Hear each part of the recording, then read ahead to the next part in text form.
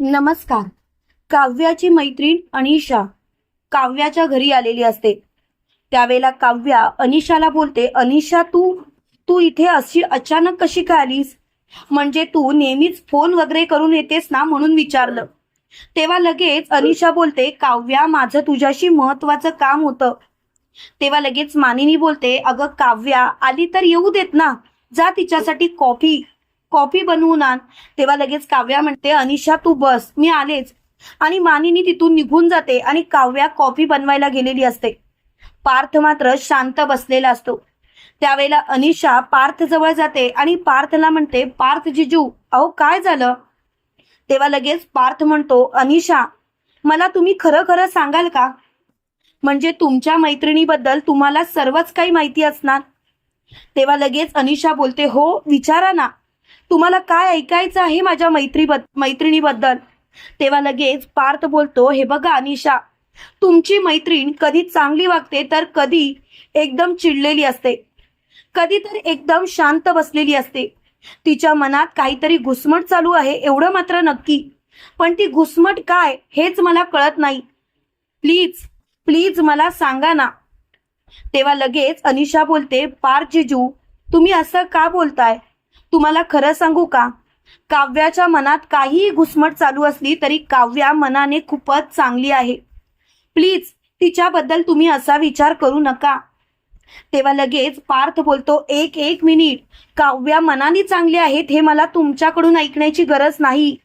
मला फक्त काव्याच्या मनात काय घुसमट चालू आहे ज्यामुळे मी त्यांच्याशी नीट बोलू शकेन किंवा त्यांना समजावू शकेन, असं काहीतरी मला नीट बोला, सांगा ना.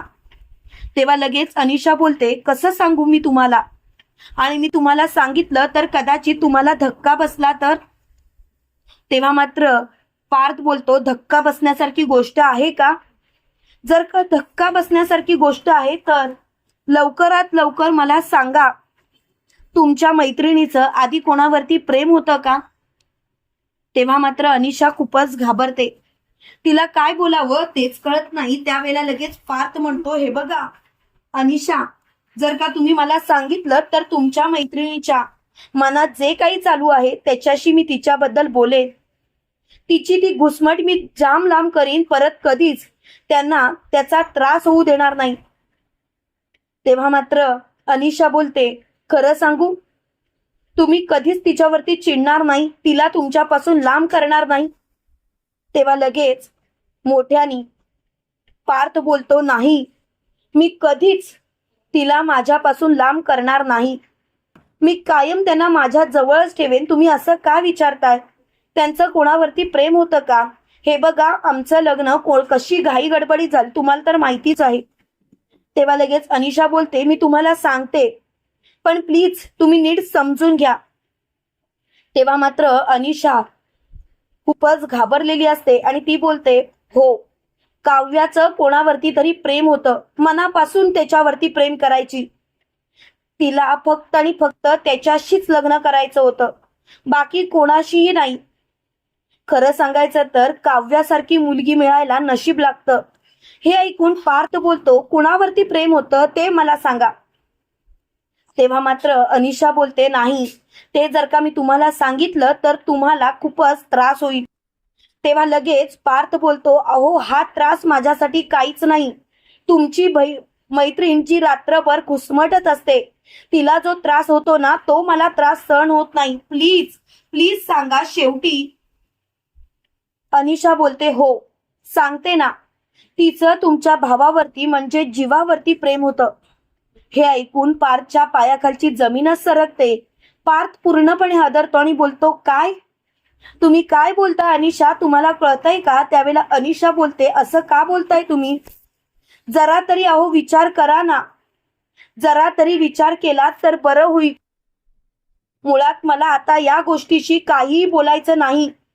प्लीज प्लीज समजून घ्या. तिचं तुमच्या भावावरतीच मनापासून प्रेम होतं. प्रेम होतं नाही, प्रेम आहे. खरं सांगायचं तर काव्याला जीवाशीच लग्न करायचं होतं.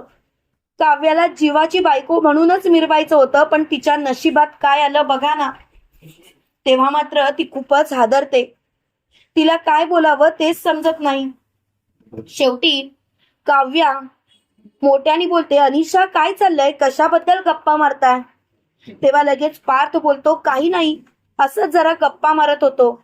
एक काम कराल का, माझ्यासाठी जरा ब्लॅक टी बनवून आणाल का? म्हणजे तुम्हाला चाललं तर तुमची मैत्रीण आले आणि मी तुम्हाला कामाला लावतो असं नको वाटायला.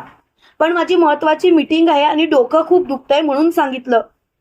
तेव्हा लगेच मोठ्याने काव्या बोलते, हो हो आणते. एवढी पार्शलिटी करायची काही एक गरज नाही. आणि काव्या तिथून निघून जाते.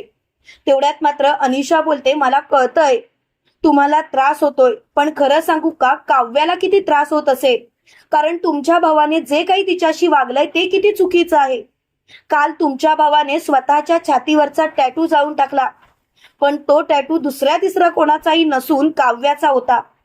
तिच्या मनाला किती वेदना झाल्या असतील याचा मात्र तुमच्या भावाने विचार नाही केला.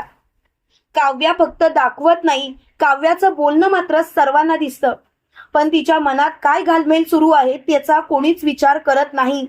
काव्या बोलते, फडाफड बोलते, पण काव्या खरंच अशी आहे का? काव्याला दुसऱ्यांबद्दल अजिबात माणुसकी नाही का? जरा तरी विचार करा. तेव्हा मात्र पार्थ स्वतःशीच बोलतो, काव्या एवढ्या घुसमटत होत्या की त्यांना मला सांगावंसं सुद्धा वाटलं नाही. काव्या असं का वागल्या मला खरंच कळत नाही. मला तर समजतच नाही की काव्याशी कसं बोलावं ते. पण आता मात्र मी शांत बसणार नाही म्हणजे नाही. मला आता तर काहीतरी करायलाच पाहिजे, नाहीतर सगळं काही हातातून निसटून जाईल. तेव्हा मात्र काव्या खूपच इकडे घाबरलेली असते. ती स्वतःशीच म्हणते, अनिशा आणि पार्थ नक्की काय बोलत होते?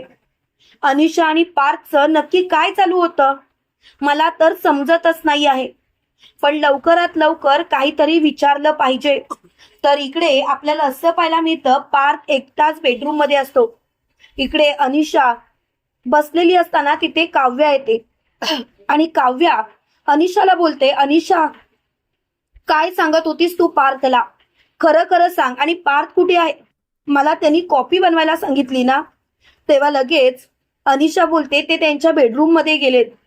तेव्हा मात्र काव्या बोलते, मी आलेच.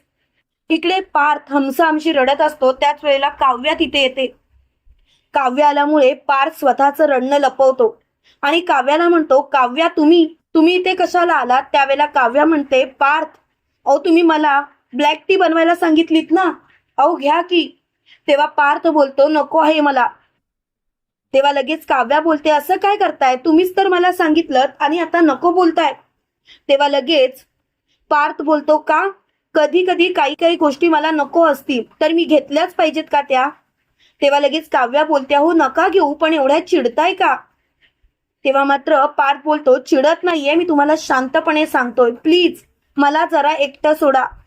तुम्हाला काय वाटतं मित्रांनो, खरोखर पार्थ काव्याला समजून घेईल का? कमेंट करून नक्की कळवा. आणि असेच मालिकेंचे नवनवीन अपडेट पाहण्यासाठी व्हिडिओला लाईक आणि चॅनलला सबस्क्राईब करायला विसरू नका. थँक्यू.